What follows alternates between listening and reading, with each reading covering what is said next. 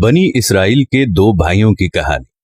बनी इसराइल में दो भाई थे, जिनमें से एक मुसलमान और दूसरा काफिर था, और दोनों दरिया के शिकारी थे, यानी मछलियों का शिकार करते थे। काफिर बुत को सजदा करता, फिर जब मछलियों के लिए दरिया में जाल डालता तो इस कदर मछलियां आ जाती कि उनको खींचना मुश्किल हो जाता, मगर मुसलमान के जाल में सिर्फ एक मछली आती और उस पर सब्र के साथ खुदा का शुक्र अदा करता। एक रोज मुसलमान की बीवी अपने मकान की छत पर गई तो उसकी नजर काफिर की बीवी पर पड़ी, जो जेवर और बेहतरीन लिबास में आरास्ता थी। मुसलमान के दिल में वसवसा पैदा हो गया कि काश मैं भी ऐसी होती। तो काफिर की बीवी बोली, तुम अपने शौहर को आमादा कर लो कि वो मेरे शौहर के माबूद यानी बुत की इबादत किया करे, ताकि तुम भी मेरी तरह मालदार हो जाओ। मुसलमान की बीवी गमजदा होकर नीचे आई, और जब उसका शौहर आया तो देखकर दरियाफ्त किया कि क्या हुआ है जो इस कदर गमजदा मालूम होती हो। उसकी बीवी कहने लगी, बस मियाँ, या तो मुझे तलाक दे दो या फिर अपने भाई के माबूद की परस्तिश करो। ये सुनकर उसके शौहर ने कहा, खुदा की बंदी, खुदा से डरो, ईमान की दौलत के बाद कुफ्र की बातें करती हो। बीवी बोली, बस अब मुझसे ज्यादा बातें न बनाओ, मैं नंगी पूंजी नहीं रह सकती, जबकि दूसरी औरतें जेवरात और उम्दा लिबास से आरास्ता रहती हैं।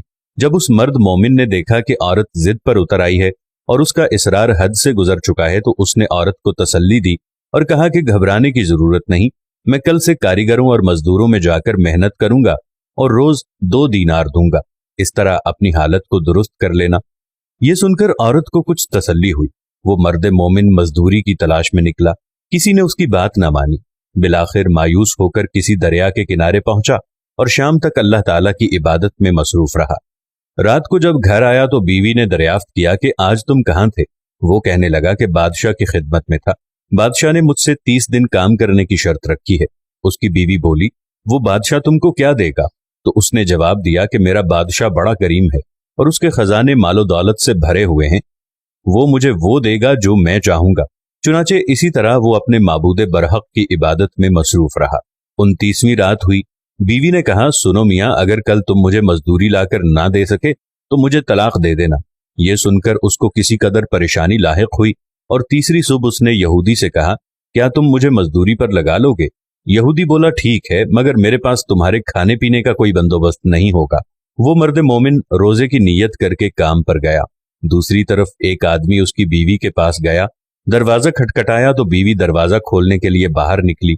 उसने उसकी बीवी को 29 अशरफियां दी और कहा, यह तुम्हारे शौहर की मजदूरी है। तुम्हारा शौहर 29 दिन से बादशाह के काम में था, यहां तक कि उसने बादशाह को छोड़ दिया।